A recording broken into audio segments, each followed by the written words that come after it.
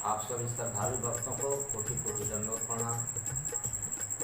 जितने भी मेरे इस YouTube चैनल से जुड़े हैं, जितने भक्त यहाँ से भी जुड़े हैं YouTube चैनल के माध्यम से, जो लोग मेरी कथा को सुन रहे हैं, उन लोगों को साष्टांग दंडवत प्रणाम। आज हम लोग कुछ विशेष विषय पर चर्चा करने के लिए यहाँ आए हैं। एक बहुत बड़ा विषय है, भगवान किसको मिलते हैं, कैसे मिलते हैं, कब मिलते हैं।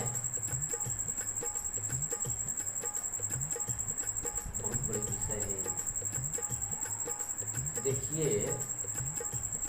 रामचरितमानस में गोस्वामी जी ने कहा है, राम राम सब कोई कहे, ठग ठाकुर और चोर, बिना प्रेम के रिझत नहीं, तुलसी नंद किशोर। राम राम तो सब कोई कहता है, चाहे ठग हो, चाहे राजा हो, चाहे भिखारी हो, चाहे चोर हो, राम राम सब कोई कहता है। मगर राम रिश्ते कब हैं, राम मिलते कब हैं? जब तक प्रेम नहीं होगा। प्रेम कैसा होना चाहिए?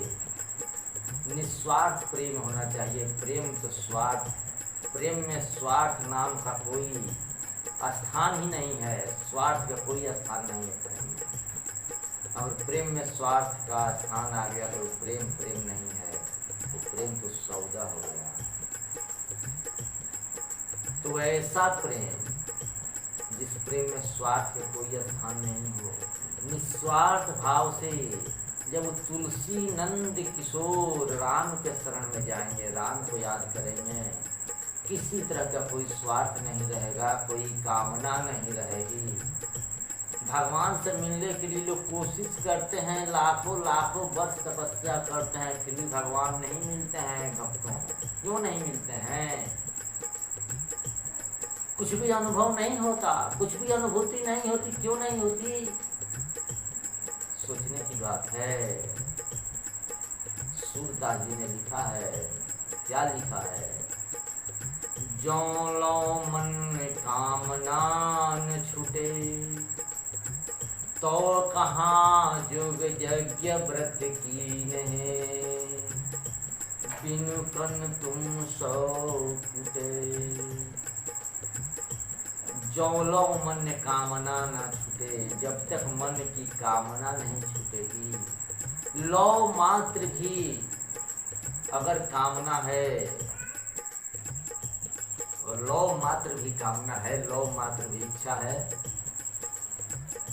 तब तो भगवान से दर्शन तो दूर की बात, उनकी झलक भी नहीं दिख सकती। निस्वार्थ भाव से प्रेम करना होगा।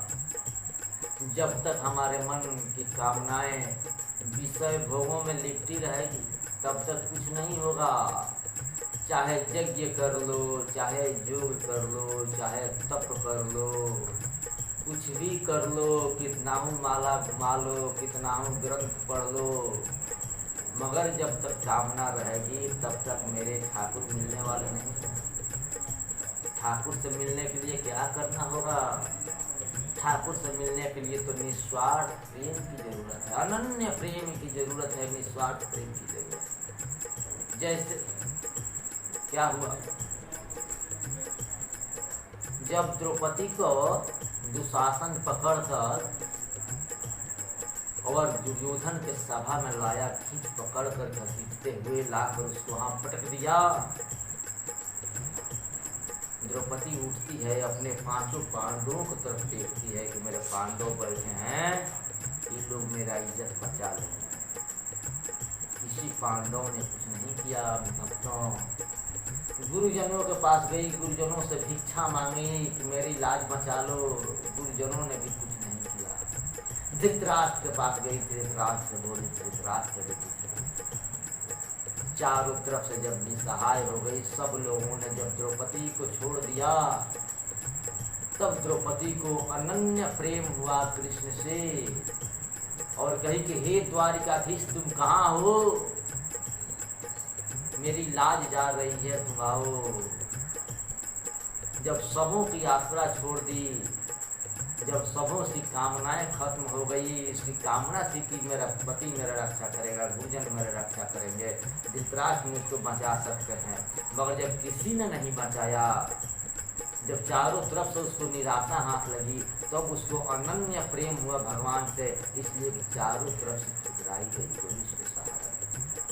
तो जब कोई सहारा नहीं देता है, जब कोई सहारा देने वाला नहीं होता है, जब सब लोगों से आशाएं खत्म हो जाती हैं, चारों तरफ से जब निराशा हाथ लगती है, और उस समय जो भगवान से प्रेम होता है वो अनन्य प्रेम होता है, वैसा प्रेम कभी होता ही नहीं है। और जब वह ऐसा ही प्रेम जिसको हो जाता है, जब उसने द्वारिकाधीश को बुलाई तो द्वारिकाधीश वहाँ से भागे भागे दौड़े दौड़े आकर और द्रौपदी का लाज बचा लिए, इतना साड़ी दिए, इतना साड़ी दिए, साड़ी बीच नारी है कि नारी बीच साड़ी है, इस समझने के बाहर की बात हो गई। इसको समझ नहीं पाया दुशासन, समझ नहीं पाया दुर्योधन, और भगवान ने आकर लाज बचा ली। वैसे ही जब भगवान से अनन्य प्रेम होती है, सारी कामनाएं समाप्त हो जाती है, कोई कामना नहीं रहती है, उस समय भगवान जब प्रेम किया जाता है, भगवान को याद किया जाता है, दुनिया वालों से जब निराशा हाथ लगती है, दुनिया वालों को जब ध्यान में नहीं रखा जाता है, दुनिया वालों पर जब कोई आशा नहीं रहती है, जो दुनिया वालों से हम आशा करते हैं, जब उस आशा को हम ले जाकर भगवान से जोड़ देते हैं, और वो आशाएं जब हम भगवान से बांध लेते हैं, जब वो आशाएं भगवान से बांध लिए कि तुम ही हो, दूसरा कोई नहीं कर सकता है, तेरे सिवा मेरा कोई नहीं है, सिर्फ तुम हो, सिर्फ तुम हो, सिर्फ तुम हो, जब ऐसी धारणा हो जाती है, दूसरा कोई दिखाई नहीं देता है, न पुत्र दिखाई देता है, न पति दिखाई देता है, न पत्नी दिखाई देती है, न बाप दिखाई देता है, न माँ दिखाई देती है, सारे नाते रिश्ते जहाँ समाप्त हो जाते हैं, और वहाँ जो प्रेम होती है वही प्रेम अनन्य प्रेम होती है, और तब जाकर भगवान मिलते हैं, भगवान अपने शरणों में ले लेते हैं, अपने गोद में बिठा लेते हैं। जब तक ध्रुव महाराज अगर जंगल में नहीं गए होते, नारद जी उनको ज्ञान नहीं दिए होते, और ध्रुव महाराज अगर अनन्य प्रेम भगवान से नहीं किए होते, तो उनको भी भगवान अनन्य प्रेम की जरूरत है। भगवान उसी को मिलते हैं जो भगवान से अनन्य प्रेम करता है, कामना रहित प्रेम करता है, निस्वार्थ प्रेम करता है, उसी को भगवान मिलते हैं, दूसरे किसी को भगवान नहीं मिलते। वहाँ तो प्रेम की जरूरत है, न यज्ञ की जरूरत है, न पूजन की जरूरत है, न फूलों की जरूरत है, न इत्र की जरूरत है, न प्रसाद की। भगवान को कुछ नहीं चाहिए, पूरा सृष्टि में सब कुछ वो देते हैं, उनको क्या चाहिए? सब कुछ बनाए, अच्छा बनाए हैं, पूरा बनाए, एक से खाने वाला चीज़ बनाए, एक से सुगंधित कुछ बनाए, एक से एक सामान बना है, पूरे सृष्टि तो उन्हीं की बनाई हुई है, तो फिर उनको हम क्या दे सकते हैं? कुछ नहीं दे सकते हैं। इसलिए उनको कुछ नहीं चाहिए, मेरे ठाकुर को कुछ नहीं चाहिए, कान्हा को कुछ नहीं चाहिए। अरे कान्हा तो सिर्फ प्रेम मांगता है, राम तो सिर्फ प्रेम मांगते हैं, प्रेम के भूखे हैं, उनको प्रेम दीजिए और उनको पा लीजिए, इसके बाद कुछ नहीं।